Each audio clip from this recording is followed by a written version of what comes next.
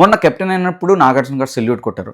నిన్న ticket finale toss గెలిస్తే నాగార్జున గారు సెల్యూట్ కొట్టారు. అఫీషియల్ ఛానల్లో మహేష్ బాబు గారు సెల్యూట్ కొట్టేది టికెట్ ఫినాలేది, అది కూడా సెల్యూట్. ఎక్కడ చూసినా సెల్యూట్ సెల్యూట్ సెల్యూట్ అండ్ కావాలని ఆయన సోల్జర్ అని ఇంజెక్ట్ చేస్తున్నారు జనాల మనసులో. జనాలు ఆయన్ని ఒక కంటెస్టెంట్ లా చూస్తున్నారు. ఏ కంటెస్టెంట్ అయినా లోపలికి వెళ్ళాక కంటెస్టెంట్ ఇర్రెస్పెక్టివ్ ఆఫ్ ప్రొఫెషన్ వాళ్ళని కంటెస్టెంట్ లా చూడాలి అన్నదే కోర్ కాన్సెప్ట్. ఇన్ఫాక్ట్ లోపల ఎవరైనా ప్రొఫెషన్ గురించి డిస్కస్ చేసుకుంటే కూడా చాలామంది హర్ట్ అయ్యి ప్రొఫెషన్ ఎందుకు తీస్తావు అంటారు.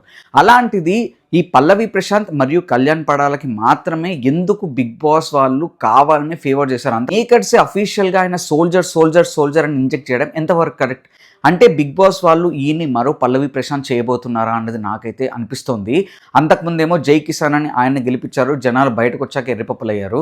ఇప్పుడు జై జవాన్ని ఇంజెక్ట్ చేసి కావాలని ఈయన్ని గెలిపిద్దామని ప్లాన్ చేస్తున్నారా బిగ్ బాస్ వాళ్ళు? నాకైతే అర్థం కావట్లేదు. ఒక్కటి మాత్రం నిజమండి, జెన్యున్గా గెలిస్తే ఎవరైనా ఓకే, కానీ మేకర్స్ టీఆర్పీ కోసం కానీ లేకపోతే వాళ్ళ బెనిఫిట్ కోసం కానీ ఏదైనా చేస్తే అది వాళ్ళకి గట్టి ఇంపాక్ట్ పడుతుంది. అదైతే 100% పక్కా. జనాలు ఏమి గుడ్డి వాళ్ళు కాదు. బిగ్ బాస్ వాళ్ళు కావాలని తనుజన్ టార్గెట్ చేసి కావాలని కళ్యాణ్ పడాలని లేపుతున్నట్టయితే నాకైతే అనిపిస్తుంది. ఇంతకీ బిగ్ బాస్ వాళ్ళు చేస్తుంది కరెక్టా కాదా, నేను చెప్తుంది కరెక్టా కాదా? అండ్ ఇలాంటి హానెస్ట్ జెన్యూన్ రివ్యూస్ కోసం don't forget to like, share and subscribe. లైఫే జిందగీ.